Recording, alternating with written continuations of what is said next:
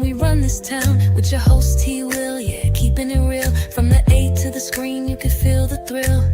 Rolling with the classics, we're setting the pace, highlighting the magic of our soulful space. Got the vibe, got the crew, making it tight. When the screen lights up, everything feels right. Grab your popcorn, let's make it loud. It's movie time, ATL style. Stand proud.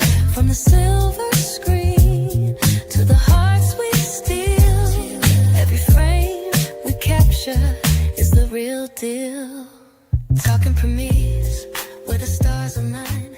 ATL views, yeah, they really shine behind the...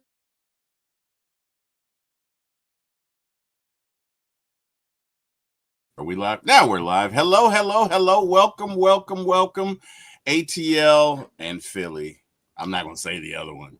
But welcome, sports fans. Welcome, movie fans. Welcome, welcome, welcome to 4MYATLSPORTS1 and 4MYATLMOVIES1 presentation of X-Men Apocalypse with my guy and my friend here, Mr. Jordan Burden. Jordan, how you doing today, brother? All well?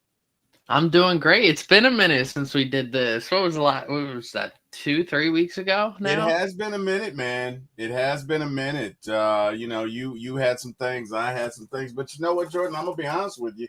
I feel refreshed, man. I really do. I feel refreshed. So definitely had a lot of fun getting ready to do this video, and I really am excited about just this presentation and where we're going and this whole thing. I tell you what, man, the one positive thing, and there are many positive things, but the one positive thing about doing this project with you is I get to go back and review movies that I've seen, and sometimes you see things that you didn't see before.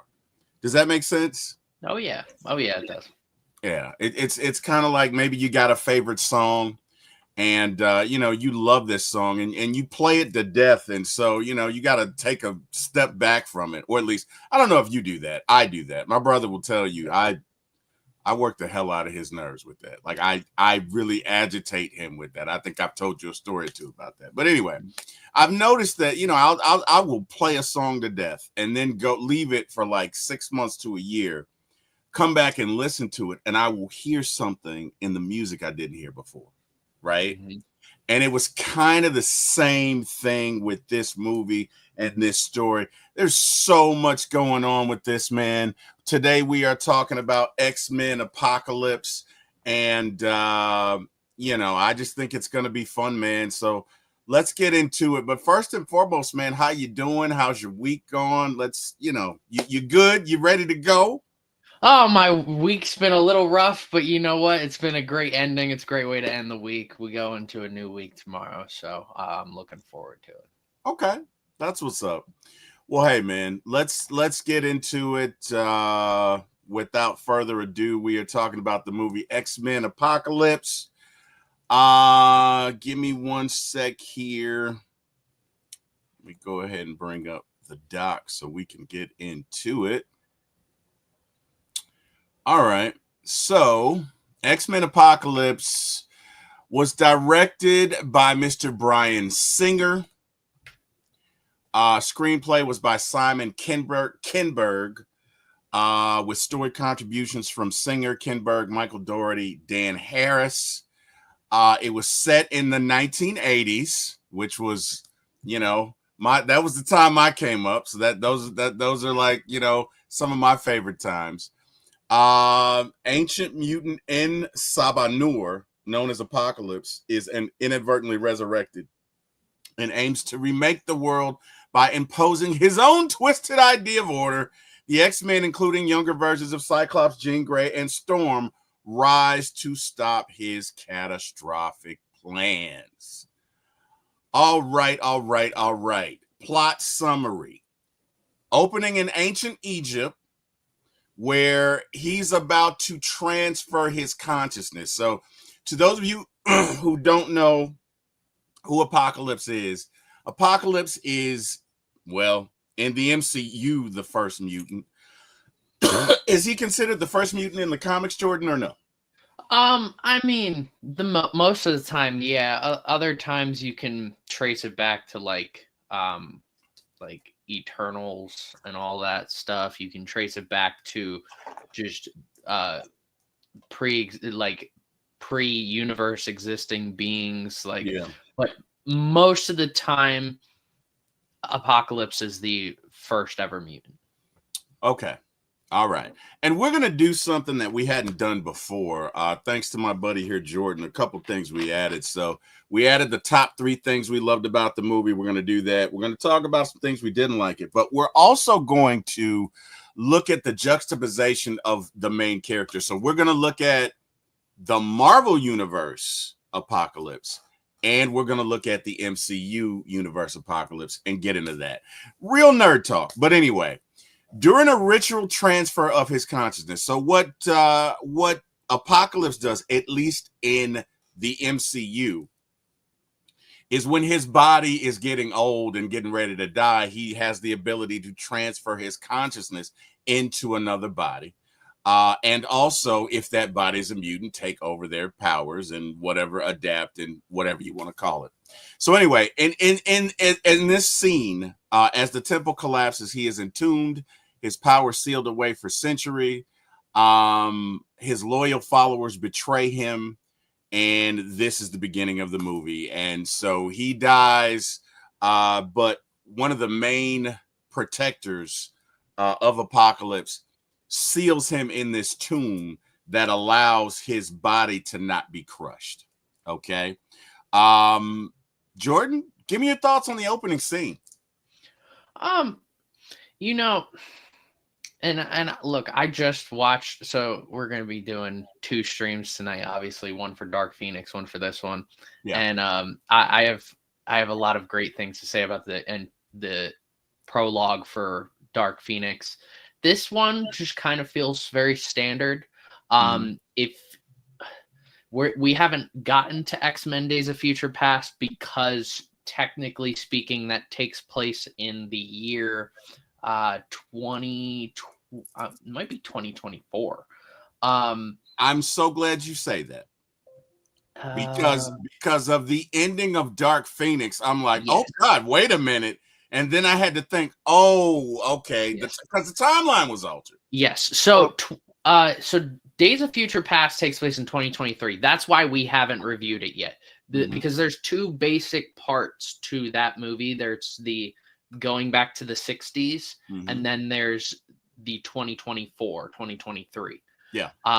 So the reason we're not watching that is also, if the way we're watching it, we'd be watching Avengers Infinity War, and the next thing we're going to be watching after that is Days of Future Past, and the next thing we're going to be watching after that is Avengers Endgame.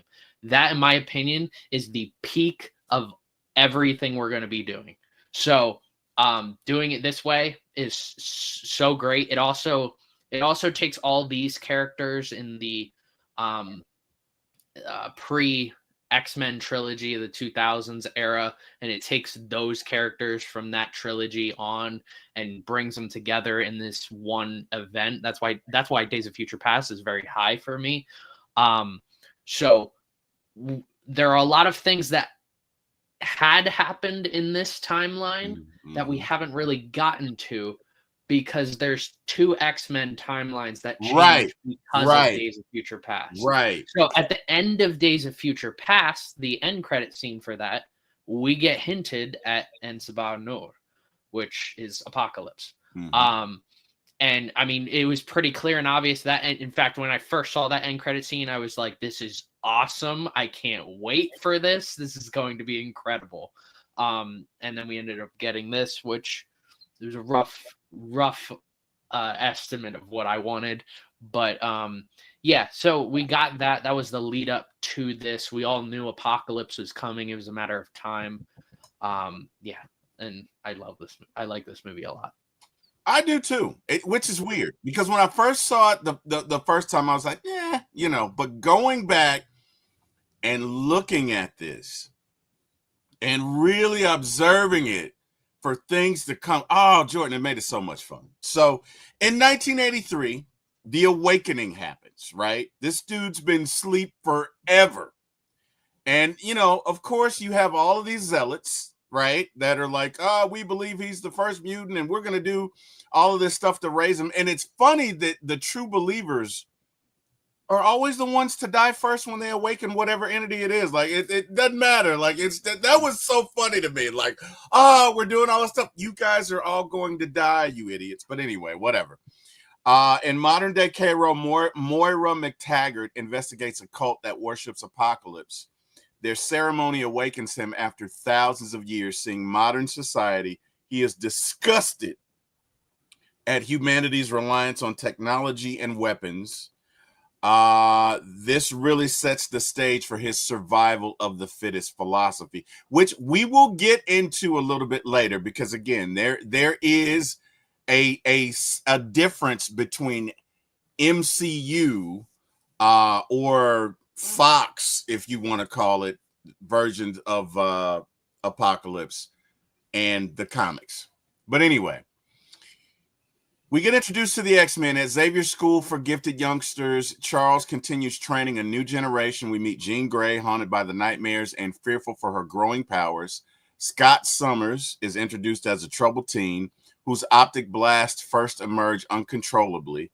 Xavier welcomes him to the school. Now, I'll tell you what's interesting is the initial interaction between Scott and Jean Grey. And Scott's kind of Scott's having a bad day, but he's kind of a jerk to her, right? So he's like, watch where you're going or whatever. And she's like, why don't you watch where you're going? And he's like, I can't. And, then he realizes she didn't say anything. She was in his mind. And I just thought that was interesting. But do me a favor. Talk to me about your thoughts on their first meeting, because understand, this is the literal first time that Jean Grey and Scott Summers, a legendary Marvel couple, okay, because they produced Cable, and Scott produced another Air, but he did it with the fake Jean Grey. But we'll get into all of that later. Anyway, talk to me about your thoughts on this first interaction, Jordan. Well, I think it starts before this. I think the actor and the actress who play both of them, I enjoy them in a lot of things that they both do. Now, I've never seen Great Game of Thrones. I heard Sophie Turner is in that, but I've seen her in other things. So I think she's Sansa. She's a Stark. I forget which Stark she is, but she's a Stark. But anyway, go ahead. Sorry. But I've seen everything I've seen her in. I've always enjoyed watching her. I mean, when this movie first came out, this was in the middle of the peak of Marvel MCU. Yeah. So, like, Fox was doing this movie, and it seemed like Disney and the MCU were just going hit after hit after hit after hit, and they wouldn't even get to their peak yet. This was like the beginning stages of their peak. We were getting Black Panther, Homecoming, Doctor Strange. We were getting all these Civil War. We were getting all these great one. Yes, there were all these great movies coming out, and I didn't really hear a ton about what Fox was doing with X-Men. So I didn't know Sophie Turner was going to be in. And the guy who plays Scott in this, I've seen him in Ready Player One. I love that movie. I know for some reason, I guess that's an unpopular opinion. I guess some people don't like. He got rave reviews. I love it. I love that movie. And I really enjoyed his character, and so much that I was like, I want to watch more things with this guy in it. And watching this, and as soon as I saw him, I really like both of their characters. I love the actors for both of them. You got to look at Jean Grey as like, this is pre her and Scott. Like, her and Scott together are a dynamic duo. They're a power couple.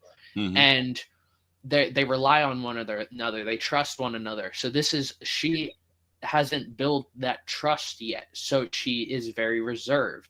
And it's clear throughout the beginning of this movie that the rest of the school even is afraid of her. So she's reserved and off to herself. And Scott is, he's just finding out about this power of his. In fact, it almost felt like a shot-for-shot remake of the X-Men Origins Cyclops. It did. Which makes total sense. I mean, I semi enjoyed the way they did that. In this one, it's kind of almost the same thing. I mean, it was a little funny when the bully comes in and he's like, "Are you crying already? I haven't beat you up yet." And like I like these two characters, and I like that at first, like they're just like whatever, like they don't, neither of them want to be in this situation, Right. so them bumping Right. into one another it's fate for both of them. It really is. It really is. It's interesting. I really like this movie because it gave me a chance to go back and see it, and it was so much fun. So let's talk about Nightcrawler. We get to see Nightcrawler, and I'm gonna tell you something. I really like the Nightcrawler scenes. I really like the teleportation. I thought, in my humble opinion, they did a great job of that. Before we go any further, I have to acknowledge a miracle that just took place.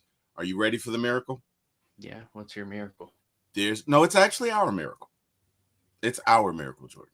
Our miracle. There's a movie that you've seen that's great, that's awesome, that I haven't seen, right? Because normally it's me telling you about The Godfather and this movie and that movie. I haven't seen Ready Player One. It's not for everybody. I love video games, and if you love Steven Spielberg, I don't think there's any director in Hollywood history that comes close to Steven Spielberg. I could have a whole YouTube channel dedicated to just Steven Spielberg work. When it comes to writing, directing, potential movies he's actually done, I mean, producing.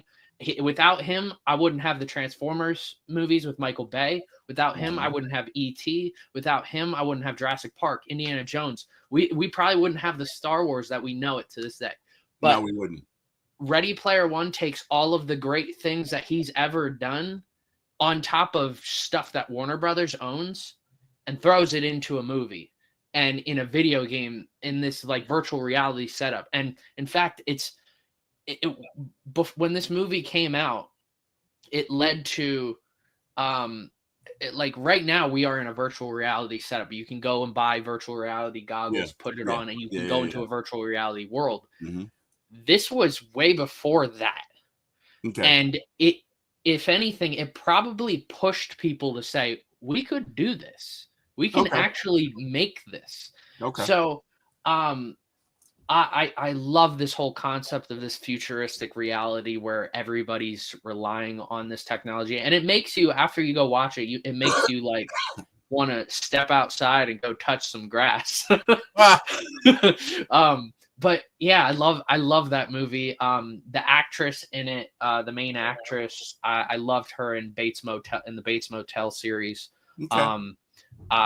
Yeah, and the guy who plays the main Skrull in Captain America, which we're going to be reviewing next week, Talos, the actor who plays Talos is the main villain in that movie. Awesome. Yeah. Okay. Well, okay. So, and the ironic thing, I own the movie. That's what's funny. Really? I own the movie. Never seen it. Anyway, you'd be surprised at how much I do that, right? I am a devout movie person. There are movies I've purchased and I've been like, I'll see it. And I'll see it turns into like a year or two, whatever. Anyway, I really like what they did with Nightcrawler. I liked his character. I felt like it was true to the comics. I wouldn't call Kurt Wagner shy, but he definitely does not endear himself to many people, probably because of his appearance and how he's been rejected and the whole story and whatnot. But I felt like the actor did a great job of portraying his vulnerability, if that makes sense. So anyway, we got to go. The horsemen are assembled. So whenever the apocalypse comes to the earth or wherever he goes, he's always got the four horsemen, the horsemen of the apocalypse, the death dealers with him. In this case, it's Storm, Psylocke, Angel, Archangel, and Magneto, right? And he finds Storm this is very humble beginnings for Storm. Very humble beginnings for Storm. She's a street thief in Cairo who idolizes Mystique. He enhances her powers. I mean, really enhances her powers and turns her hair gray. The cool thing about it was she had the real Mohawk thing going. I love that. That is so 1980s Storm. Oh my God, I love that. I really did love that. So he endears her with powers and her hair turns white and it is the coolest thing ever. Psylocke is introduced as Caliban's enforcer. And Psylocke wants power anyway. You know what I mean? Psylocke is an ambitious person. So when he augments her power, she is down for it. She is down for it. Angel is a little different. I got to confess, I don't know much about Archangel's character. So I'll leave that to you. But in the movie, he's depicted as a bitter person. He's a cage fighter. I think his wings are broken really during a brawl with Nightcrawler. And Apocalypse turns him into this lethal machine because his wings become weapons. They become metal shears, metal swords, and weapons. And then, of course, there's Magneto. And let's get to Magneto, right? Because I think this was one of the best performances by the character that played Magneto. So we're gonna spend a little time on Magneto. So here's the setup. Magneto's in Poland, right? He's working at a machine shop as a welder or something like that. Yeah. Something like that, right? And he's living his life. He's got a wife. He's got a daughter. And I'll be honest with you, this felt a little bit like Wolverine's origin story when he's building a life with his wife. It kind of felt that way. But anyway, he's got a wife. He's got a child. We see him go in to tuck his daughter in, and he sings this song to her. And we've really never seen this side of him before. He is calm. He is gentle. He is a dad. He is enjoying life. He is enjoying this human experience. He is truly trying to live life the way that Charles Xavier had envisioned it, right? And funny thing happens, as it always does. There's something happens at the machine shop or whatever that he's working, and this huge cauldron or whatever container, which looks like it was holding some very hot liquidy substance or whatever, but it falls and it's about to crush one of his coworkers. And you know, I don't know that regular Magneto would have done anything, right? Regular Magneto probably would have just let him die. But this is a happier Magneto. He's assimilated. He's formed relationships, right? He's a part of a community. And so, in the darndest thing, he just does his little thing, stops the because the guy would have been dead. I mean, he would have been crushed like a bug, okay? But he stops the apparatus from crushing him. But you can noticeably see that he did it. Obviously, he's using some sort of power. And we go on to the next scene. And unfortunately, in the next scene, they're looking for their daughter. He and his wife, they can't find her. They run out into the woods, and they find that this group of men have kidnapped his daughter, and they all have arrows because they don't have metal. And they say, "Hey, are you Magneto?" And he's like, "I'm the same guy that went to dinner with you. I've worked with you." And the impression that you get, he's obviously been here for years, right? He's been there for years. And to me, Jordan, this is a testament of how people react when they fear you. This is a testament of how people react when they don't know the entire story. right? So yes, this guy did kill the president, and I'm not excusing it, but there was a whole lot more to that story. And I'm not saying right or wrong. I'm saying people villainize folks, right? And they demonize these people. This guy's been working right next to you for the better part of 3, 4, 5 years. He didn't have to save that guy's life, but they don't do that, right? They don't say maybe he's changed. They don't do that because fear is now driving the car, right? So obviously his daughter's upset, his wife's upset, and he says, okay, I'll go with you. Which again shows even in that submission, he's willing to give it up for his wife and daughter to be okay. He truly loves them, right? And his daughter, who we find out in this scene, has powers, and she's upset. She's all of what, 3, 4? She doesn't understand. She just sees daddy's walking away, right? She doesn't know. She doesn't understand the dynamic. And she's like, please don't take my daddy, right? And she's upset, but obviously she has control over animals and birds and the elements, because all of a sudden these birds just start attacking them. And in true form, because this is exactly what would happen in real life, people get scared. And so one of these idiots fires a bow or fires an arrow that kills. Of course it's perfect, right? Of course it's perfect. But anyway, he kills his wife and his daughter in one fell swoop. And it's funny because, Jordan, as I'm watching this scene, I'm saying they're dead and they don't even know it. They don't realize they're dead and they don't even know it. I don't give a damn what would have happened.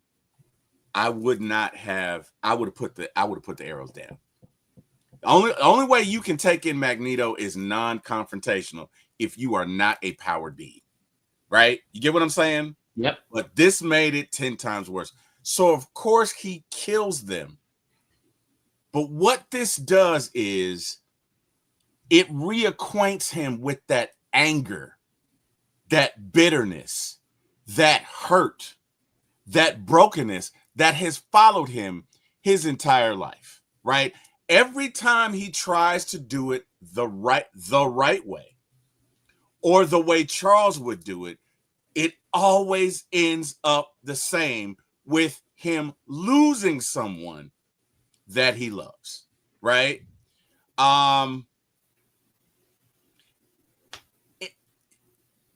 think Fassbender, who's the actor that played Magneto, was great in this scene, because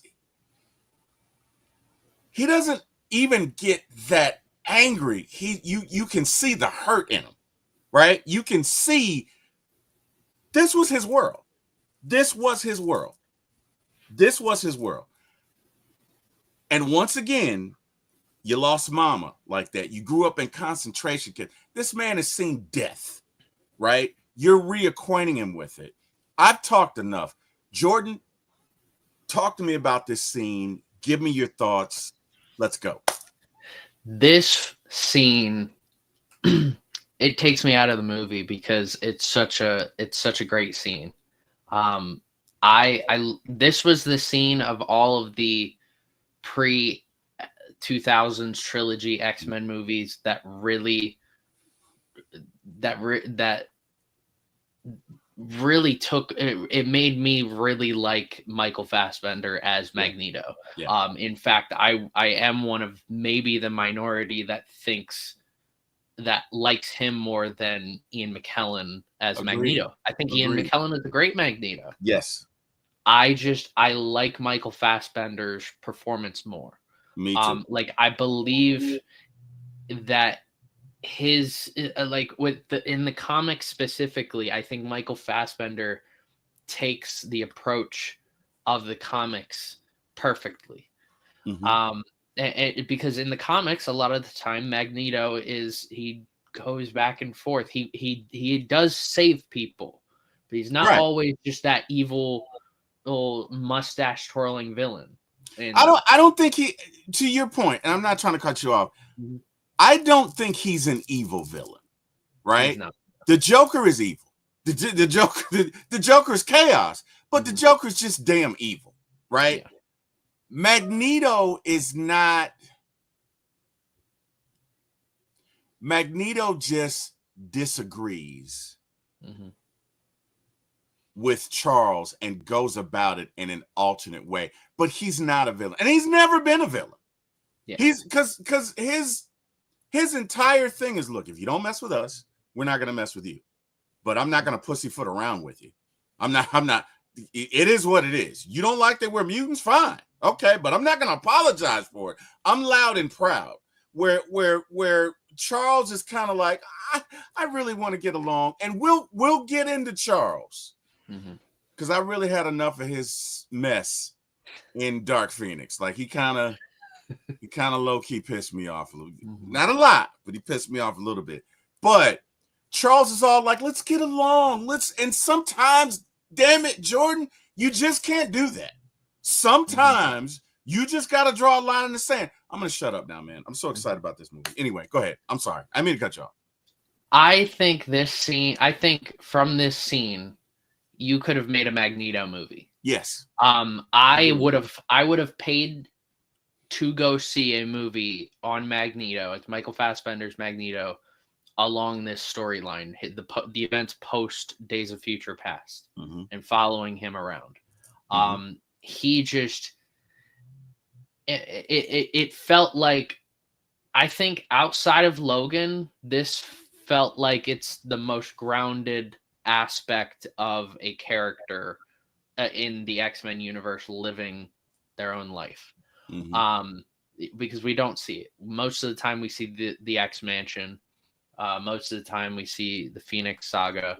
Or we follow just Wolverine going about his life, going to Japan, going to Canada, going everywhere, and this scene's just it's so great. I love it so much, and it's so heartbreaking, but that's the story of Magneto. Magneto's entire character is based off of just it being heartbreaking. In fact, two characters that I don't think have really engaged all that much throughout comics or movies or animated at all, that I would love to have them sit down and just have a powwow, is Magneto and Spider-Man. Agreed. Because both of them lose so much in their lives. Yes. And they both go about it different ways. Yes. And yes. Look, I hope in that conversation, Magneto wouldn't be like, well, I'm older, kid. Like you need to learn to get wiser with age. I hope it's just them two sitting down and discussing, how they deal with loss. Yeah, because Magneto, when he's lost a lot. And that's why he does the decisions that he makes. Oh, yeah. And that's why he leads to trying to assassinate the president. That's why he leads to, sometimes even trying to kill his own, friends, trying to kill Mystique. Because he doesn't want to get hurt again. So he wants... Yes. So, and with Spider-Man, he does what he does because of what he's lost. Because he doesn't want other people to go through that. And that's the difference between the two of them. Spider-Man doesn't want other people to go through that. Magneto doesn't want him to go through that again. That's true. I think the other difference is Spider-Man had an Uncle Ben. Yes. And Magneto, and I don't know his relationship, but you're talking about the Holocaust. You're talking about a totally different human experience. So, but I think Uncle Ben that is a big story in Spider-Man's life, right? In any universe. We got Miss Carrie in the building. Hey, T. Will and Jordan, hope you're doing well. Hey, Miss Carrie, how you doing? Hopefully all is well. Good to see you, my friend. So yeah, as a matter of fact, getting back to Magneto, fun fact about it, in this scene, Michael Fassbender improvised his grief. He added an unscripted emotional touches. that kind of brought a raw pain and a performance during it. But in other words, he added on to it in that scene. And I think it was very well done. I'll watch anything Michael Fassbender is in because of his performance as Magneto. Yeah. And in fact, I don't think he's casted enough in Hollywood. He just did such a great job in us. I think he's been I think low key. Not that he'll never do anything, but I think, he's been typecasted a little bit. And look, there are some actors who are so good in a role, it is hard for us to see them as anyone else, right? I mean, unfortunately, that happens, right? So, let's move forward. Apocalypse, he's here now. He goes home with Storm. He is such a powered being. He touches the television set, and through that, he extracts everything that he needs to know about modern day society in the 80s, and he's disgusted. I like the way they did his voice. I like that. I thought that was kind of cool. I really did. But he believes the world's gone weak, and his plan is to destroy civilization and rebuild it under mutant rule. Using Magneto's magnetic powers and Xavier's telepathy, he begins unleashing global destruction. Now, here's the thing about it, right? And we'll get into the nuts and bolts of it. But comic book Magneto is a true Darwinist. So most of his attacks, most of the things that he does in the comics is not really to destroy or attack. It's to see if you're worthy, right? It's like, I don't know, Jordan, let's say you're a 10th degree black belt and I'm a 10th degree black belt. Not just show up your house. Maybe. You never know. That's right, Jordan. You may be. You never know. I mean, I got a belt and it's black, so you do. You never know, right? You never know. I'm a black belt. Right. There you go. But let's say I show up at your house and I'm like, hey, Jordan, let's fight. Because, I just want to see if you're up to it, right? And nothing personal. And we just show up and tear up your house and fight everywhere. And, when you're tired, I'm tired. I say, all right, Jordan, I'll see you next time, man. And I leave. Because like Superman. Right. It's not about that's a dig at this year's version of Superman. And if you've seen the movie, you know what he's talking about. All right, this time next week. Hey, I'll bring the beer, all right? I'll bring the beer. Sorry about this whole mess. Sorry about it. But yeah, but that's basically Apocalypse. Like he doesn't have any overarching agendas. He's not about world destruction. He truly is about the strongest shall survive. Now, if people happen to die, fine. If things happen to be destroyed, fine. But in my mind's eye, he's not about destroying the world. Like, he's just about, let me see how ready y'all are. Okay. Professor X, not Storm, anybody who's with Professor X, the Beast, the rest of y'all, let's see what y'all got. Okay, let's see if you're up to the task. That is comic book Apocalypse. This movie Apocalypse is all about, look, man, I'm going to destroy all you people. And the mutants will survive. And it better be the strong ones, okay? Not the weak ones, okay? He really is a Darwinist. But anyway, Apocalypse and his horsemen assault Xavier's mansion, capturing Charles in the chaos. And this led to my second favorite scene in the movie, which is when Xavier realizes something is awry. He goes to Cerebro to check out, to find out who is this Apocalypse dude.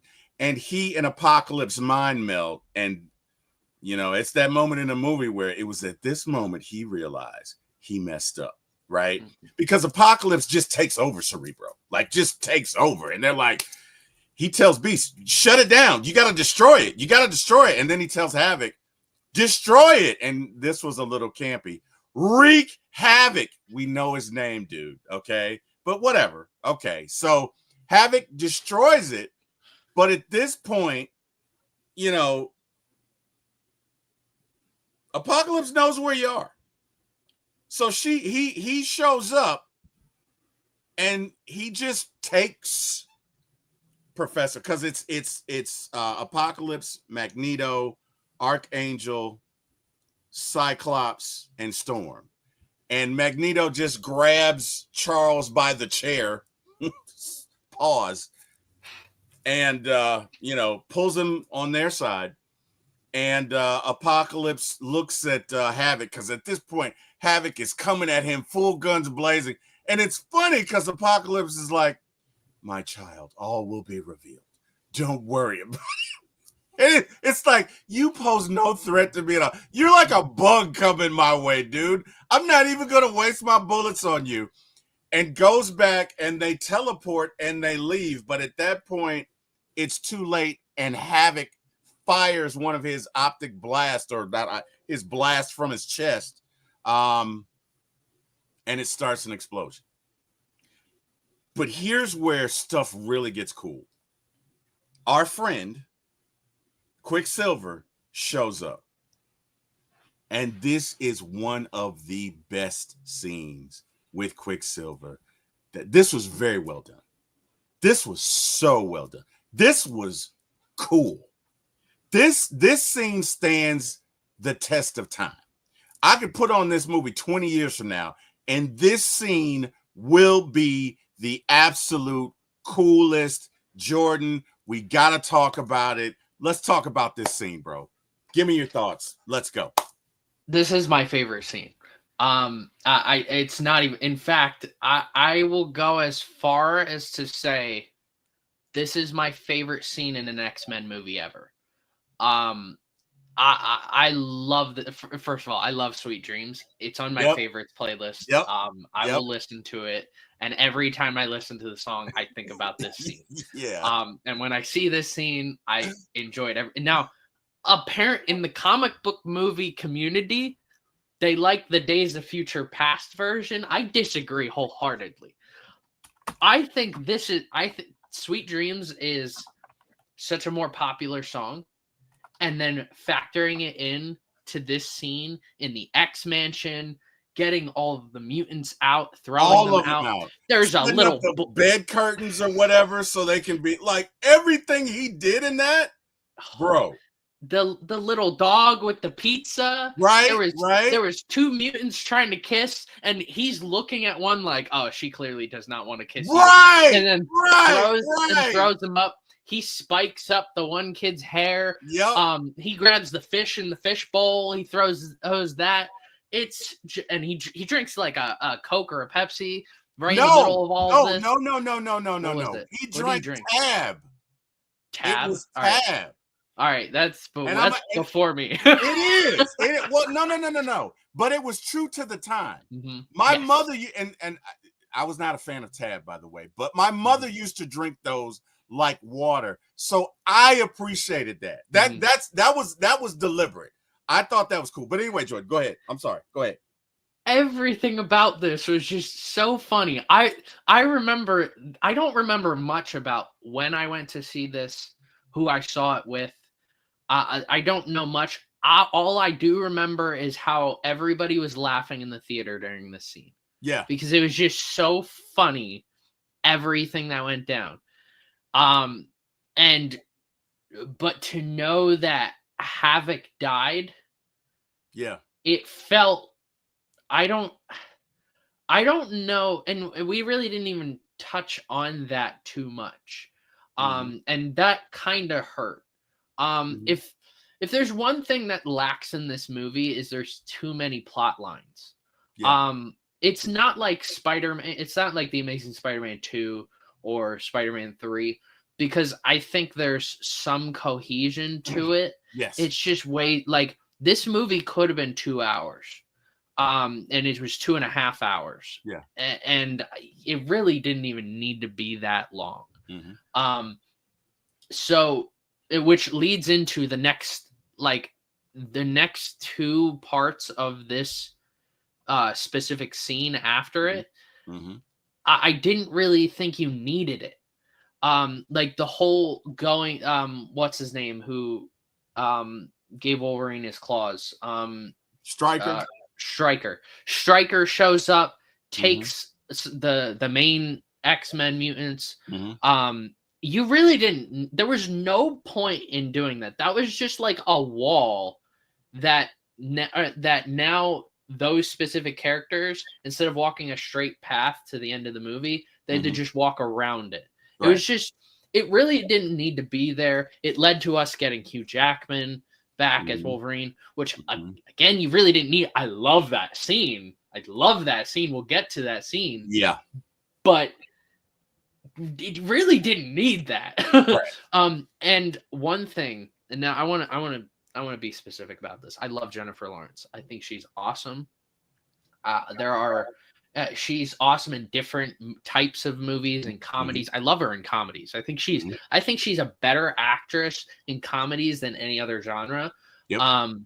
I love her in everything she does.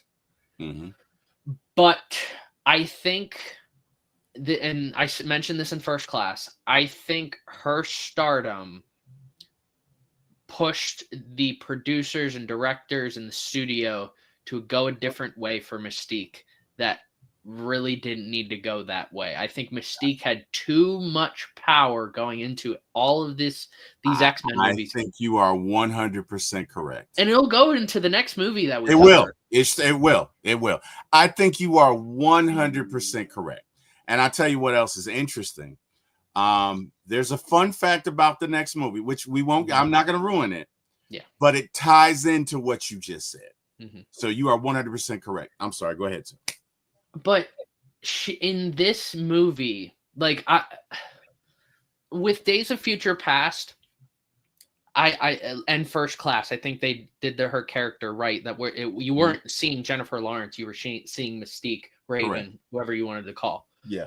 But it was this movie that's Jennifer Lawrence, right? And like all of these mutants were like, "You're her, you're Mystique, you're Raven," and it's like, "You're her, you're the hero."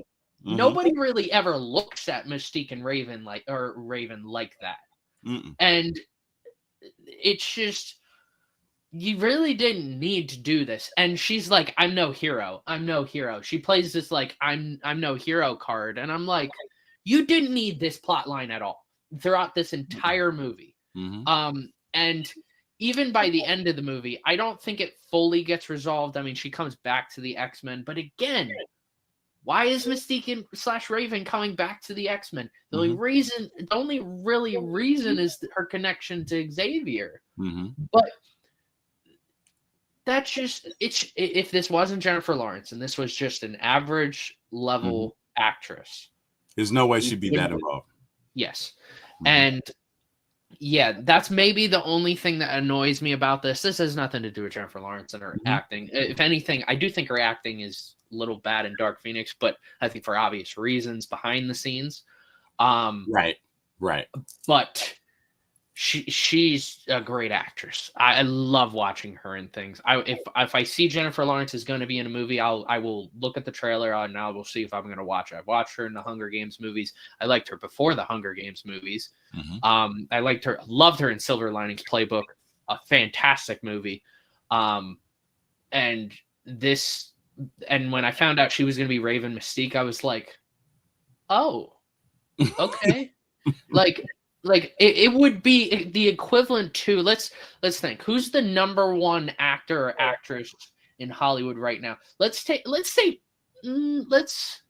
Chalamet, because he's got a lot of potential right now. Like this, I mean, this dude's in everything. He's in Wonka, he's in Dune, he's the number one in demand actor for the next 20 years. He's the it guy. Yes. It would be like him being casted as, I don't know. Let's say the MCU reboots and he gets casted as I don't know, Hawkeye. Yeah. I don't even know if Hawkeye's that, because I think Hawkeye might be too much for him. I mean, like literally less than a Hawkeye, like Right. like Iron Fist maybe. Right. Right. Like, and it would be like, why?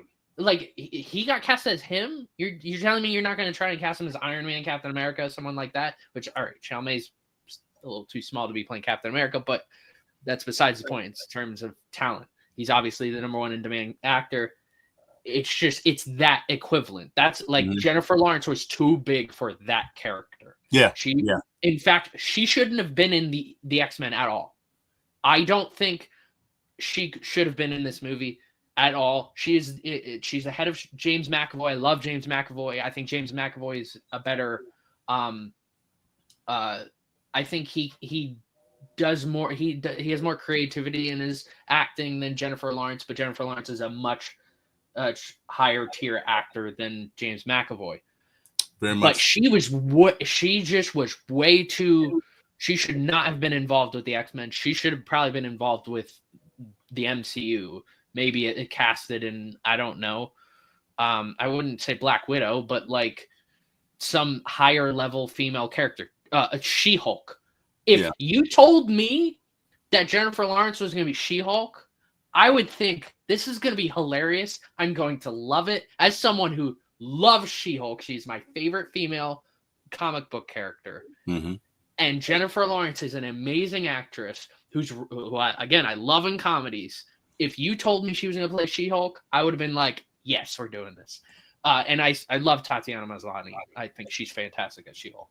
But anyways, yeah, that's my little rant on Jennifer Lawrence. I think there was just too many plot lines, and I think it really could have been cut out if you cut out the Stryker part, and you cut out this whole plot line with Mystique saying, like, I'm no hero, and then turning back, and just wasted a lot of time in this movie that we really didn't need. Yeah. By the way, Chris A1 is in the chat. What up, Chris? How you doing, man? A1 says Don Marley and Michael Jordan. I guess the juxtaposition of kind of what you're saying, or what you were saying. Yeah. I think that's what you're saying, right, Chris? But yeah, man. No, you're 100% correct. This did become Mystique verse in these two movies. But you know what? I gotta say it. I think she did a great job of the constant push and pull between Charles Xavier and Magneto. You know what I mean? And the loyalties and who you are versus where you're going. Right? I think she did an excellent job of that. Chris says, no, I was talking about the jersey that Jordan has on. Oh, okay. My bad. Okay. All right. Oh, well, do you want to? Well, this is actually a Devin Booker jersey. So why I'm wearing this is because we're covering, well, really the beginning of the Phoenix saga and then X-Men I like that. I like that. Very good. It made I like sense. that. I saw it in my closet. That. I was like, I'm doing this. Yeah. I see your vision there. Devin Booker. I can dig it. I can dig it. I can dig it, man. I can dig it. Yeah. Yeah. Definitely. All right, so Apocalypse and his death dealers and Charles Xavier go out to Cairo. Mystique, Beast, Quicksilver, and the young students regroup to stop Apocalypse in Cairo. Mystique emerges as a leader, as you were just saying, because here's the thing: she never did that in the comics. Yeah, she didn't. She did that in the comics? She didn't. No. Well, that's what I'm saying. She never did that. But it's Jennifer Lawrence. Right. Mystique is an assassin. Okay? And please do not take her lightly, because she will slit your throat and eat your dinner and kiss your kids goodnight. That's Mystique. Right? That and I mean, look, I'm not saying nobody's 100% bad, but I agree with you in that this is a bit of a stretch, because Mystique has her own interest. Mystique cares about Mystique. Just put it that way. Okay? Mystique is never the person that's just going to be like, okay, I'm going to lead the X-Men. Not unless it was something in it for her or she didn't have a choice, right? But anyway, whatever. She emerges as the leader. She is aspiring the younger mutants to believe they can fight. Yeah, whatever. And this sets up the theme for the final battle, right? So they go to Cairo.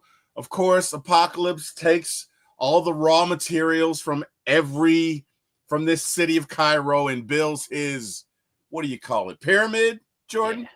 Yeah. Which is kind of cool when you see it. One thing I'll say about Apocalypse and their depiction of him, the way that they utilize his powers, it was very cool to see. Mm-hmm. Like when when Storm is caught in the beginning of the movie for stealing or whatever, and there are about 5 guys that are about to jump on her, he kills these guys with dust. Like he was just like, he beheads them with dust. And then the last guy who was like, I'm sorry. He just literally I don't want to say impels, but meshes his flesh to this building. And he was like, now you understand how it feels. Like it just the utilization of their powers and the CGI in this movie. I thought they did a great job of that. I thought they did a great job with Apocalypse, and I thought they did a really good job with Nightcrawler, Kurt Wagner. That was just excellent. So anyway, let's get to the final battle, man. Apocalypse channels Xavier's power. So essentially, he grabs Xavier because he wants to import his consciousness into Xavier's body, because then he'll be able to read the minds of everybody in the world. Right? Again, I want to take over and destroy. Apocalypse would have nothing to do with this in the comics. But MCU Apocalypse wants world domination. He wants to destroy it and rebuild it in the world of mutants, whatever. So he's trying to import his consciousness into Xavier's body. But it sets up for what is really a good conflict. And they get after it. And I have nothing bad to say about this battle, man. They got after it. It was fun. I felt like I was watching a football game where the Falcons kicked the shit out of the Eagles. Oh, sorry, Jordan. But it was a great the look on your face right now. You know what the first thing that popped in my head was? What was that? Ring check. This is the first thing that popped in my head. No, man, but let's talk about this final battle. Give me your thoughts. I will say another added layer that wasn't really needed. The whole Quicksilver's dad is Magneto thing. Like, I thought that would have led to because it would have been a great way of showcasing Magneto's full story arc. In the beginning of the movie, we're showing him with his family. He loses his family, but then he gains his family back by the end of the movie, realizing he has a son that he didn't know. Right. So it would have been a full circle moment, but they didn't do it. And I was, and they'll never do it because unless they do it they're not going to do it in Doomsday or Secret Wars. But we'll never see that. We'll never see his reaction to that. And it was there. It was right there. And we didn't see in Dark Phoenix either. Like, it never even gets brought up in Dark Phoenix. So I was annoyed by that. That was one part. It's like, why are you holding off on this? What are you saving it for? Right.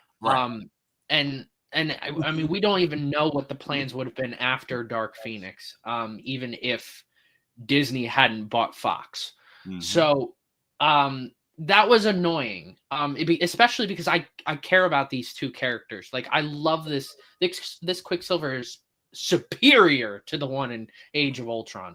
Far superior. It ain't even close. Oh yeah. It's like low A minor league versus a Hall of Fame major leaguer. It's not even close. It was to the point we got him in WandaVision, and all these conspiracies came out. It turns out it meant nothing. Right. unless for some reason it ties back to Doomsday or Secret Wars, but I doubt I that. hope they do bring him back. I really hope so. I let me tell you something. He was great. Yes. And I'm right there with you, man. As I'm watching that, I'm like, because I forgot if he told him or not. You know what I mean? It's been some years. I was like, oh, it's perfect. He's good. And he was like, no, I'm not gonna. And I'm like, what the hell are you doing? Like, it was perfect. It would have completed the circle, right? Whatever. Anyway, go ahead, man. Sorry about that. But I love the action in this whole scene. We see a mental battle and a physical battle between, like, we see Xavier and Apocalypse fighting in each other's heads. We see an enlarged Apocalypse, which was the one pretty. If I'm gonna nitpick on one stylistic choice, is look, I know Oscar Isaac's a great actor. I think maybe this wasn't the right role for him. And I would have liked to see someone bigger, or maybe just CGI him bigger. Yeah. Because I honestly didn't feel intimidated by him outside of his powers. And that's one thing in the comics. And look, I told you about my Galactus huge building figurine that I had built with all the action figures I collected. And I almost built Apocalypse. I was missing an arm and a leg. And I was just like, this dude's intimidating to look at. And watching him in the animated shows, he's this big hulking dude that even outside of his powers, you're just intimidated by him. And that's how Thanos is. He should be looked at the same way as Thanos. And I didn't get that out of this. I like the costume design. I do like the costume design. I think it was almost on the nail on the head. I love the mental battle, the physical battle.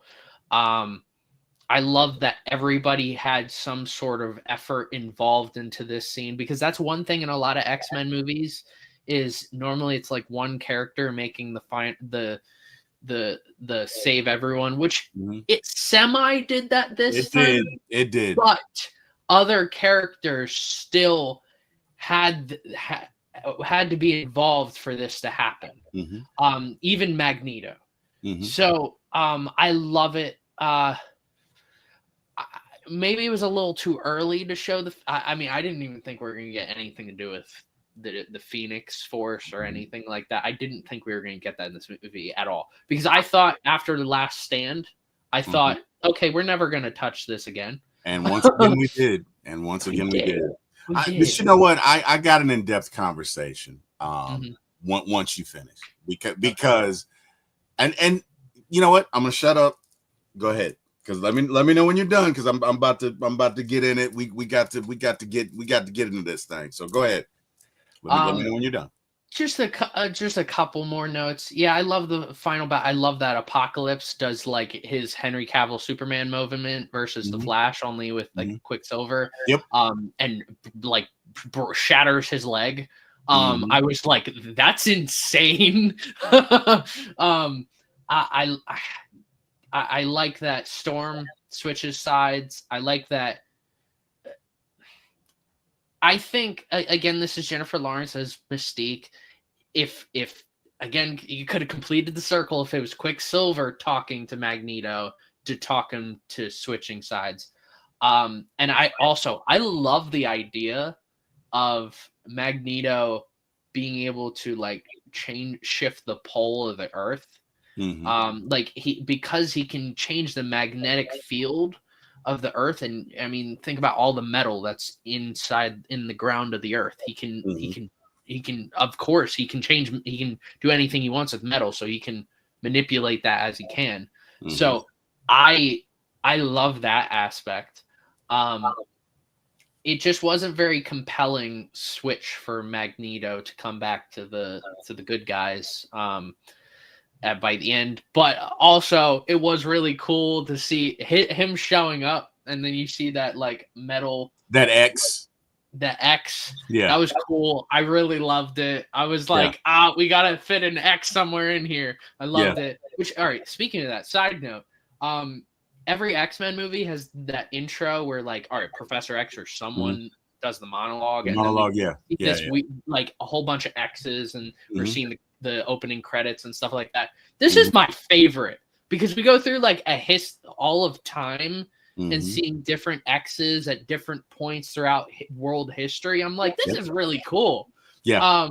That was just a side note, but yeah, I love this final battle. And I love that it ends with all has been revealed from Apocalypse, because he had been saying this whole time, and all will be revealed, my children. And then he finally sees something that's like, oh, all has been revealed. Like it's a great way to end it. Mm-hmm. No, I agree. What I liked about it when I went back and looked at it was the moments when each of the horsemen decided, you know what, this is BS. So, but that's a reason why Mystique had to play that role, right? Mm-hmm. Because Storm looked up to her. So when he's about to break Storm's neck, excuse me, Mystique's neck, Storm is like, wait a minute, like because it's like mom and dad fighting, right? In Storm's mind, right? Like, oh my God, you're about to kill. Well, I loved her first. You're about to kill her, really, right? And then of course you can say what you want to about Magneto, but he loves him some Raven, loves him some Raven, and so I think for those two, that was key. Now Psylocke, I don't know why she switched. I don't know. Well, Psylocke just disappeared. We don't have no idea where she went. I don't know. Angel died. So yeah. Angel died, but I don't know, which didn't make sense because he could fly, but whatever. Yeah. I know, whatever, but I could see why Magneto and Storm switched. I got that. But here's what I want to talk about. First and foremost, I think Dark Phoenix was a resoundingly better film than The Last Stand. Yes. Let me just say that. Not even close. It's agree. like the difference between a slingshot and an AK-47. It ain't even close. Okay? But with that being said, there's no way, and I mean no way, and I mean no way that Jean Grey could even think about killing Apocalypse without the cosmic powers of the Phoenix. That's where I kind of disagree with their interpretation of this. Now, if they and they could retcon this, right? Because there could be, in the future where maybe this isn't this iteration of Jean Grey. Maybe she's time traveled and come in contact with the power cosmic. Whatever. If they did that, then it makes sense. But in no way, because make no mistake about it, this is the first mutant. Okay? You'd have to have the Beyonder or somebody get at Apocalypse, right? I don't even know that Galactus could kill Apocalypse, but definitely not Jean Grey. I don't care how upset she was. I don't care how unstable you want to say whatever. She's not killing Apocalypse. So from that perspective, I didn't care for it, but I did see that you could kind of see that a piece of the Phoenix was already there when she unleashed her powers. So if you want to say, well, because you could make the argument, only a very, very, very powerful person or entity can take on the Phoenix anyway. Most people are going to die, right? Most people are going to die. So I get that, but I still say that's BS. There's no way you would have done that to Apocalypse. Other than that, I did like it because it definitely, I thought it was a beautiful way to set up Dark Phoenix. I thought that was a beautiful way. That was great. That was great writing in the way that they did that. Now, again, you could take license with killing Apocalypse, whatever. It is what it is. But I really I liked it and I didn't like it, if that makes sense. I liked it from the perspective of it was a great segue to the next movie. Great. I didn't like it, and you're just not gonna kill Apocalypse. Not like that. But anyway, whatever. Let's get into some character arcs, man, because they really, to me, that was the other fun part about it, right? So let's look at Magneto living quietly in Poland. He tries to abandon his violent past for his family. When his wife and daughter are killed by humans, his grief reignites his rage. And Jordan, I can tell you from personal experience, and hell, I ain't got to tell you because you've been through it. Sorry. Swallowed a gnat. Man, these bastards. Okay. Pause. I'm out. Okay. Anyway, maybe the gnat didn't like what I was saying about Magneto. Whatever. But grief will take you to some dark places. Mm-hmm. Grief will absolutely turn you into something that you don't necessarily want to be. And I thought they did a great job of that in this movie. And it is definitely a part of his character arc, because that is the only way I could see Magneto ever joining forces with someone like Apocalypse. Would be this scenario right here, fresh off the death of his wife and daughter. Understand, most people never come back from that. You know what I mean? He'd wear that forever like skin, right? So he's vulnerable in this time frame. He's very vulnerable. And I think he's kind of punishing himself because he's like, you knew this was going to happen, right? You knew this was going to happen. You were in Fantasyland. You know what it really is. You know how you grew up. You knew Charles was wrong and you allowed yourself to believe it anyway. And he's kind of pissed at himself, right? And he's kind of having this whole, I don't want to call it a tantrum, but it's kind of an internal tantrum. Like, damn it, I just want to blow up the world right now because his family's gone. And that makes sense. That makes sense. I like the way that they did that. Mystique, and again, I agree with you 100%. Like this was kind of the start of the Mystique. We want you to be, we want you to do your own album. We don't want you to be a part of the X-Men band anymore. You're your own superstar. So you're gonna have a solo album and you're gonna have a solo tour, and you're gonna come back to these peons. I'm sorry, I mean X-Men, and you can work it out. This is kind of what this felt like. But let's get into it. Having drifted since Days of Future Past, she's regarded as a mutant folk hero. She feels lost, initially detached. She witnesses mutant suffering and reclaims her role as a leader, inspires the younger mutants to fight, embracing her identity as both Raven and Mystique. By the end, she steps into a mentor role. Sorry about that. Training the next generation. And she does. And I just feel like they kind of went off the rails with this, but I mean, it's the arc of her character. This would never happen in the comics, but you know, it's a movie for a reason. Jean Grey. I think Jean probably had the highest arc in these two films that we're covering today. Yeah. Introduced as a shy, insecure student. And again, a lot of part of Jean's story is isolation, right? With great power comes great responsibility, and human nature being what it is, who wants to be around somebody that can read your thoughts? You know what I mean? Yeah. Like she probably would not be popular because people be like, hell no, I don't want to know. You know what I mean? Like, and that would be a very lonely life. I get it. She's haunted by visions and a fear of being dangerous to those around her. And this is foreshadowing for Dark Phoenix. So when she has her nightmare and she sees end of the world scenarios with Apocalypse, I think she says, I feel like I'm gonna hurt a lot of people. I feel like I'm gonna hurt people.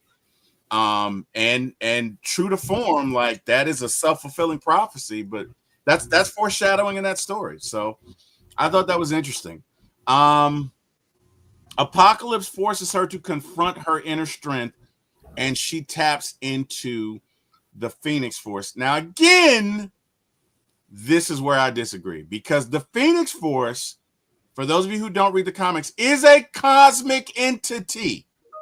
Okay, it was not wired anywhere in Jean Grey's DNA. It's important that we say that. And that's the issue that both Last Stand and this version have done, is they thought that the Phoenix Force was like already in there, or that it would, that a little bit of it was there, and then that cosmic force in Dark Phoenix unlocks that. Right. So both versions, if when they go through the X-Men reboot, we're guaranteed to get some sort of version of the Phoenix Saga at some point. So you don't have it where she already has it. Correct. Have it to where the Phoenix Force is this cosmic entity like the Infinity Stones, and she has to do something that sacrifices herself, sort of like what we see in Dark Phoenix. We'll get to that when we get to Dark Phoenix, but I have a lot to say about that. Yeah, no, I mean you're 100% right. But I didn't like that, because again, if you know the Phoenix Saga, and I'm not saying Jean Grey's not powerful, because the Phoenix, there's another story where the Phoenix Force was shared by 5 people, right? So for Jean Grey to be one entity and carry it, you got to be a badass, you know what? You got to be a BAMF. Those of you who've seen Dean Cain, you know what a BAMF is. You got to be a badass, you know what? So, her arc shifts from fearful outsider to savior, hinting at her tragic destiny in Dark Force. And it kind of does. But I think that she conveys that. Craig says, T. Will, what would your superhero name be? I don't know, Craig. You tell me. I don't know. Burger Man? I don't know. I got one for you. What's you got, Jordan? Willpower. Willpower. Willpower. And you'll have like a T logo and then a W into the T. T Willpower. Oh wow. I can dig it, man. I can dig it. But yeah, no. I think she does a great job. I think Sophie Turner plays Jean Grey, and no disrespect to the Jean Grey, but I think she does a better job. I really do. I don't know how you feel about it, but I like, and again, maybe it's recency bias. I don't know, but I like her iteration of the character better, especially in Dark Phoenix. I think that because it almost felt like, and I promise you it's the last Dark Phoenix reference, because we're going to talk about it in about 40 minutes, but it felt like this version of Dark Phoenix, going back and watching it, felt like a little bit of Carrie. You know what I mean? Yeah. Like the movie Carrie. Yeah. It had that feeling like you don't want to do it. You know it felt like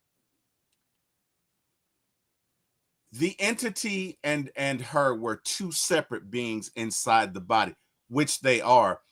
But if the entity felt threatened, she couldn't control the response, right? Which is true to form. So I just thought she did a great job of portraying that. Let's talk about Storm. Storm starts as a thief in Cairo, idolizing Mystique as a symbol.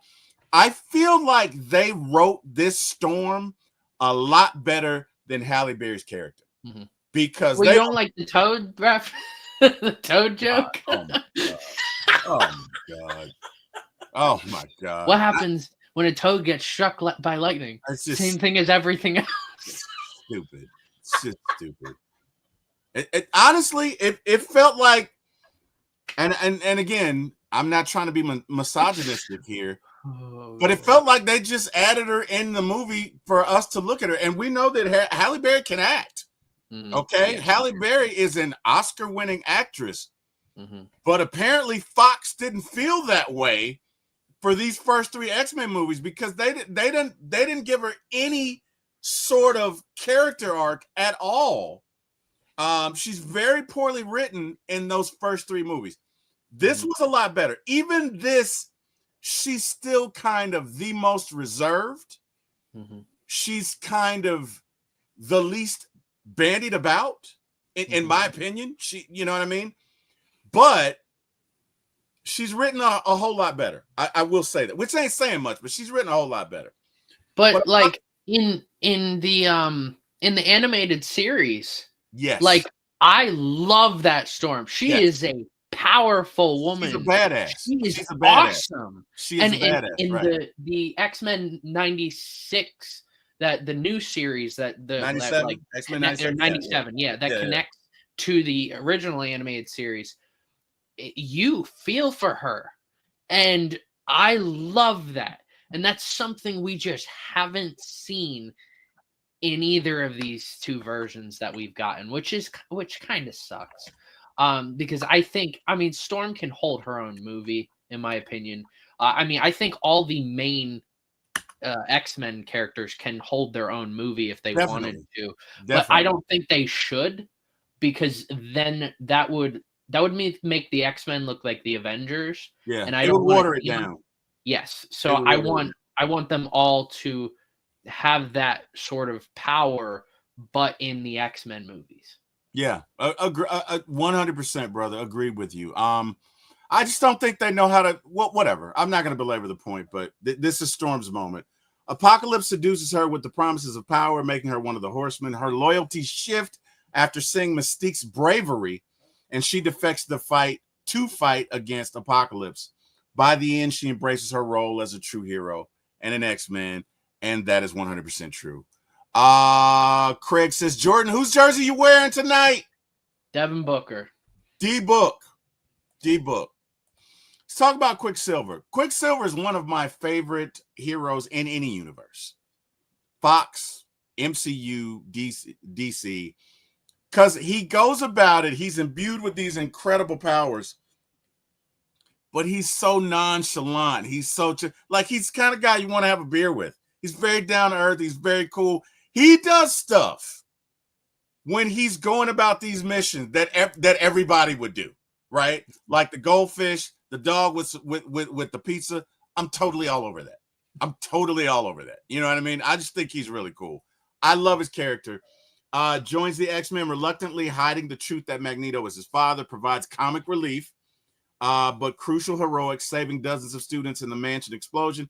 His arc is about stepping out of the shadows and proving himself as more than comic relief. And I agree with that. Though he never tells Magneto about their connection, his choice to fight alongside him hints at a future reconciliation. Thoughts on this? Because I don't know about that. Give me your thoughts.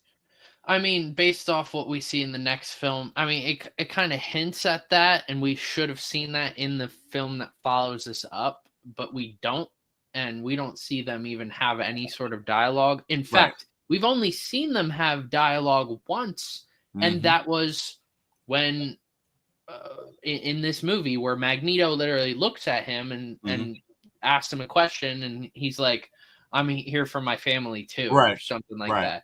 And that's the only line of dialogue that we have between the two of them. And in the comics, Magneto's children are Quicksilver and Wanda. And we do see Wanda. I don't know if it's this movie. I think it's Days of Future Past. We see a little Wanda. But I mean, I don't know. It is kind of annoying that we're not going to see that. Especially it would have brought Magneto's full journey in this movie full circle if they did that. Well, here's the thing. Contingent upon how they want to do this thing you could still do it. Yeah. You could very well. You've already had the WandaVision storyline, but you could, there's a book in the comics where Wanda just loses her shit which was kind of the storyline. But you could still do that story in the future. That's oh my God, that's a great story. And we don't have a lot of time, so I'm not gonna waste it with that, but you can still do it. Will they? I don't know, because you'd have to weave a whole lot, right? You got the Wonder Man series coming out. You'd have to do a whole lot, but you could still do it theoretically. Anyway, I liked his story. I love his character. I agree with you. I think he is the best Quicksilver ever. Let's get into Apocalypse. Now, you said physically that he was not imposing enough, and I agree with you 100%. Yeah. For those of you who don't know, Apocalypse is about 12 feet tall. Okay, that's a big dude. That is a big dude. And so they kind of missed the mark with that. Resurrected with the belief that humanity has lost its way, obsessed with survival of the fittest, seeks to purge the world of weakness and establish mutant dominance. His arc is static. He begins as a godlike tyrant and ends defeated, representing the destructive potential of unchecked power. I get that. Let's get into the juxtaposition of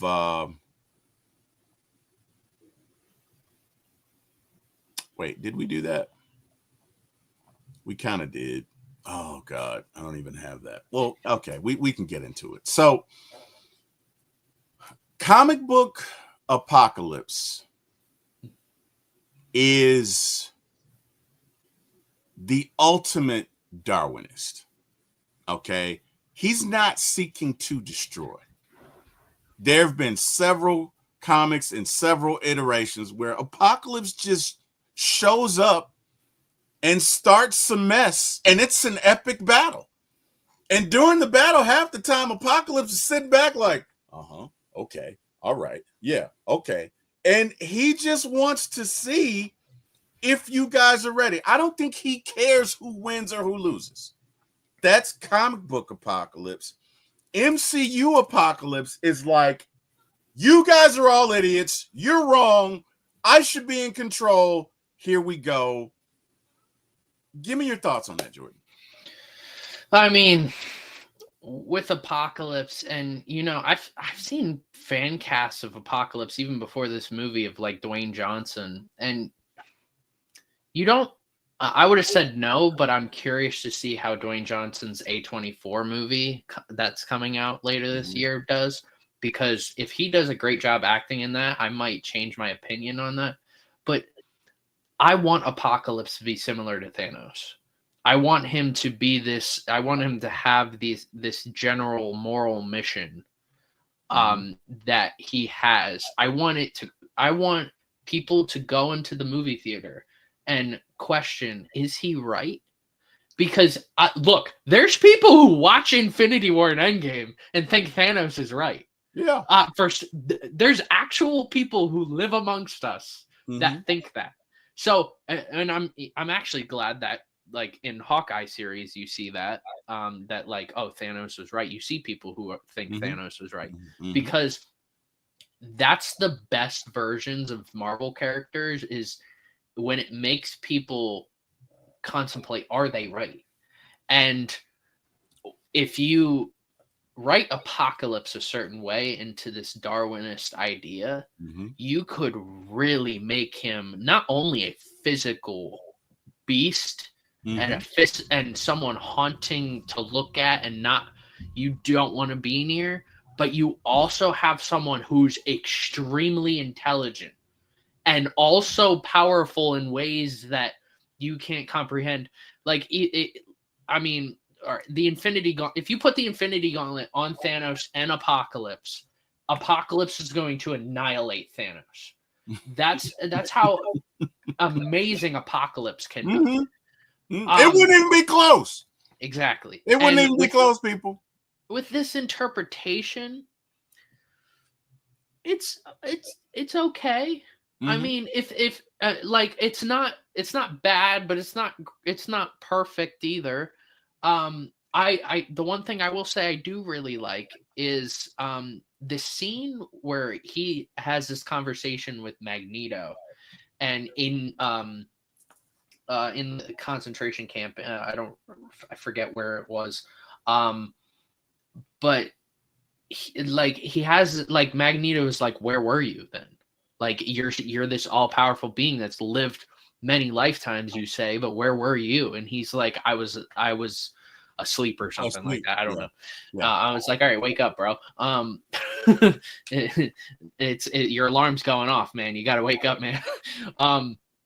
And he really, this is probably the best part of this movie of Apocalypse, mentally speaking, because he purposely brings Magneto to the worst place on Earth for him. Yes.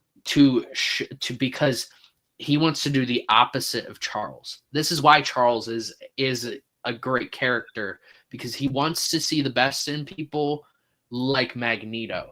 When it comes to like characters like Storm or Cyclops, it's not necessarily like his duty to make sure that they're the best. But with people who are broken, he wants to help them. And instead of like putting together the pieces to fix Magneto like Charles, Apocalypse wants to take those pieces and make something else, and make something dangerous and something that will help Apocalypse out.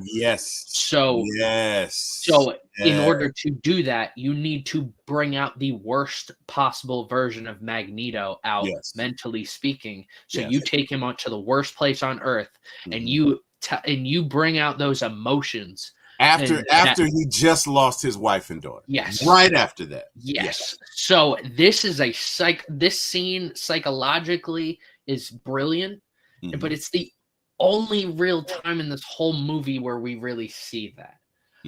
Most of the time, like with Storm, with Psylocke, with Angel, it was more like, hey, I can make you more powerful.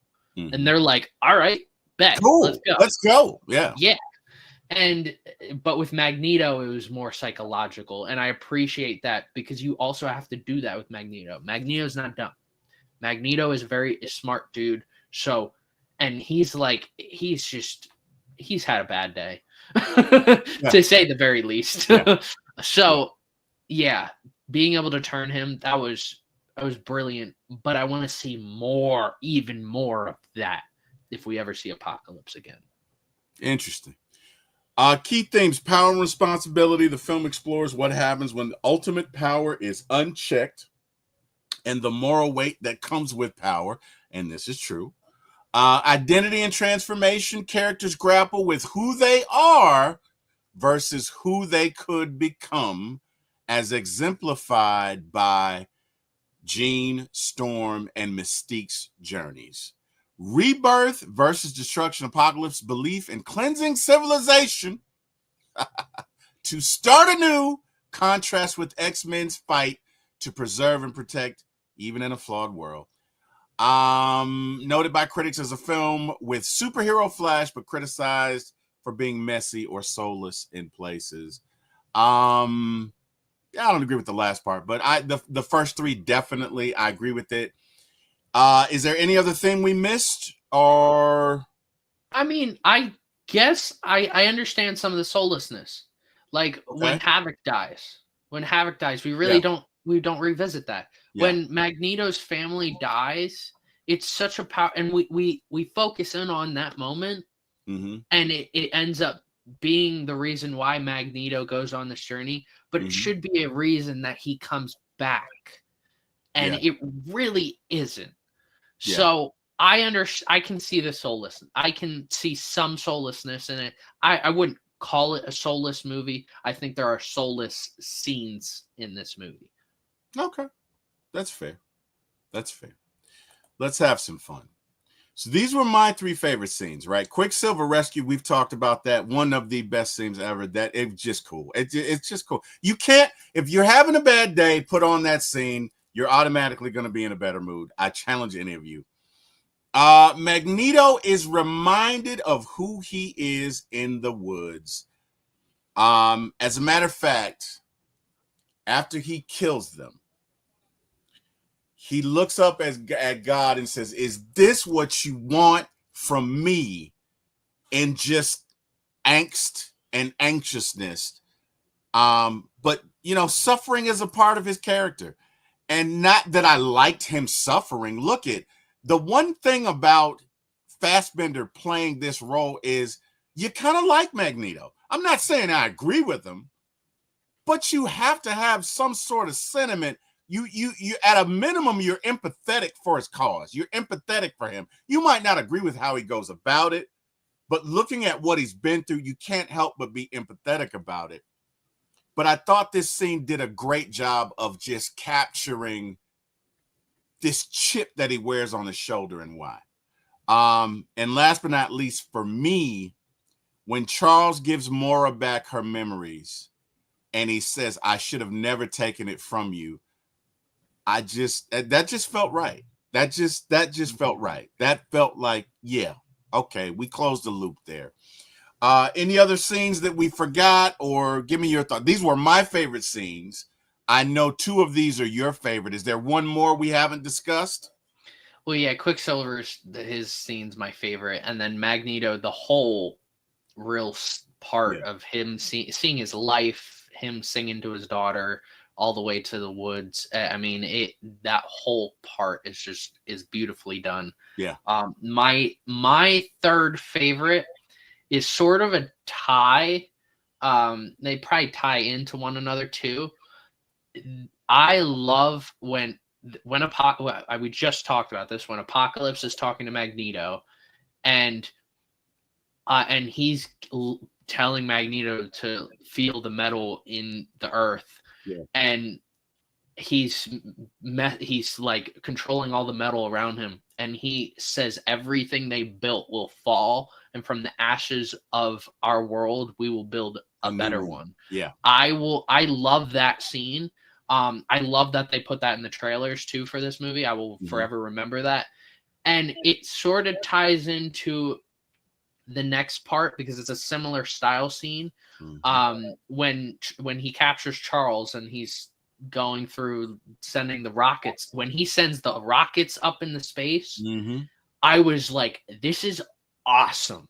Because because if I am a bystander and I'm watching all of this happen, when I first saw this, I thought the rockets were going to spin down and come down on the earth, because he has the power to do that. He could theoretically do that. He does, right? But because, I mean, he could have had controlled Professor X to have everybody launch the missiles, and then he could have told Magneto, now turn them.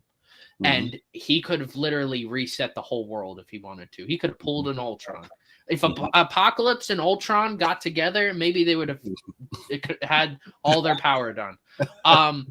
So I love that. And he says something about, but they won't strike God. And like Apocalypse feels that he is God. He does. And it is such an interesting notion, because in a lot of mutants' eyes, they don't feel like they are part of humanity. They feel like they are their own self. So to see someone like Apocalypse be their god, for some people, it is someone to look up to. So you will see people siding with Apocalypse because of his own moral mission that some others would have. Like, I forget what the guy's name is who controls fire in the first 3 X-Men movies in the 2000s. Pyro. Yes. Yeah. Pyro. If Pyro was in this movie, 100% he's siding with Apocalypse. He would probably win one of the first people with him. Without a doubt. So those two scenes specifically are probably tied for third. I tell you what was interesting. He refers to himself as Elohim, which is in the Bible. So he very much sees himself as God. And I'm surprised like nobody made us think about that. Right? Because that is, he says I have many names, Elohim, but and I'm like, whoa, okay, wait a minute. But anyway, I thought that was interesting. Something that we did that was different in regards to this movie was there's some fun facts that you might not know, right? So we'll get into that, but let's get into the box office first and what this did at the box office. So the budget was 178 million. It grossed approximately 543.9 million, 155 million in North America, 388.5 million internationally. Among X-Men films, it ranks third or fourth by gross, trailing the likes of Deadpool and Days of Future Past. While financially successful, it underperforms compared to its predecessor, bringing in about 27% less. Now, this is true. Let's get to the fun facts because, you know, I just thought it was interesting. And this is stuff you may not or may not know. Oscar Isaac hated the Apocalypse costume. I heard that. Described the heavy prosthetics and costume as extremely uncomfortable. He could barely sit down between takes and often had to stand or lean on boards for rest. Apocalypse voice was enhanced, and I really liked the way they did his voice. I thought that was cool. I really like that, especially when he was like, "We'll rebuild the," whatever he said. Mm-hmm. I think that just enhanced the experience of that line for me. I like the way that they did his voice. Isaac's voice was digitally layered with a deepened echoing effect in post-production. Storm's look was comic inspired, and it absolutely was. Alexandra Shipp Storm sports the iconic Mohawk hairstyle, a direct nod to the 1980s Uncanny X-Men comics where Storm adopted a punk look. Quicksilver's mansion scene took weeks to film. The slow-motion rescue scene at Xavier's mansion was one of the most technically complex shots in the film. It took over 3 weeks to shoot and involved high-speed cameras, wires, and practical effects with exploding sets. Well, they pulled that thing off, let me tell you. We already talked about Fassbender and what he did pertaining to grief. Stanley's cameo was personal. Stanley appears with his real-life wife, Joan, in a touching cameo where both took to the sky as nuclear weapons are launched. It was one of their final on-screen appearances together before Joan's passing. The film was shot mostly in Montreal. Large portions of the movie, including Xavier's school and Apocalypse Temple, were filmed in Canada with practical sets built for authenticity. Cyclops and Jean Grey's romance setup. The film marks the first time the younger versions of Scott Summers and Jean Grey are explored on screen. I thought so, hinting at their iconic romance from the comics. Apocalypse origin parallels biblical and mythical stories, which is true. Biblical plagues, Egyptian mythology, 4 horsemen of the apocalypse. And the box office was, although it was successful, there was a critical divide. So with 178 million budget, the movie grossed 543.9 million worldwide.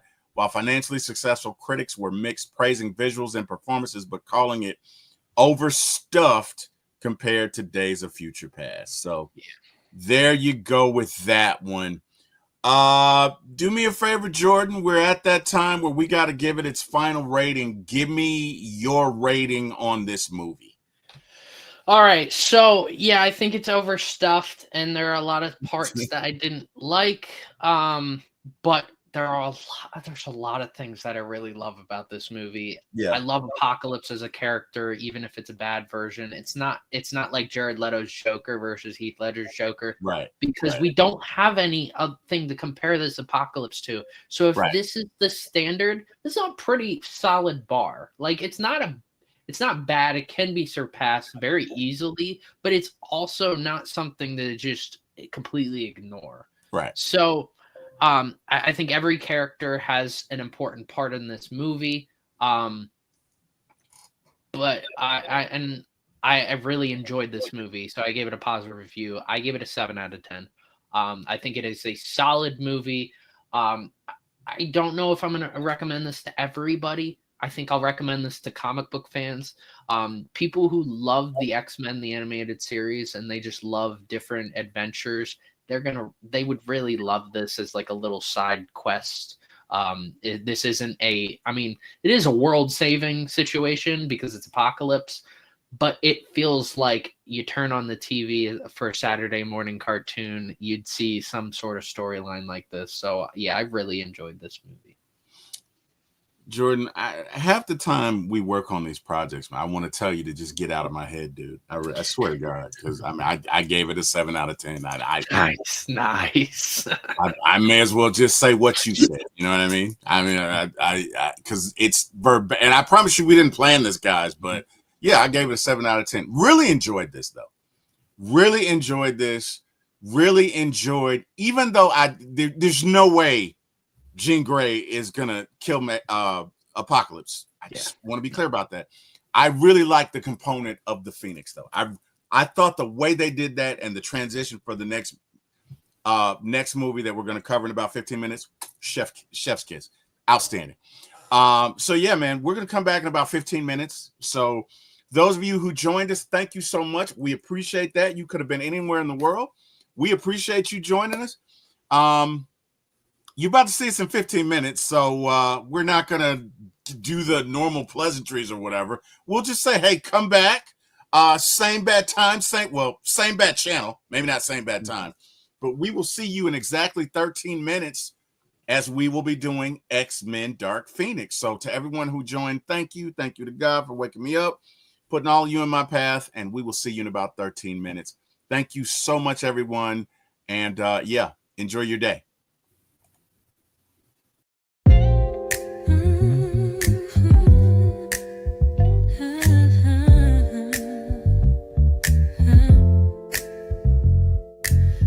Camera action is going down for my ATL movies when we run this town. With your host T. Will, yeah, keeping it real. From the A to the screen, you can feel the thrill. Rolling with the classics, we're setting the pace. Highlighting the magic of our soulful space. Got the vibe, got the crew, making it tight. When the screen lights up, everything feels right. Grab your popcorn, let's make it loud. It's movie time, ATL style. Stand proud. From the silver screen to the hearts we steal. Every frame we capture is the real deal. Talking premieres,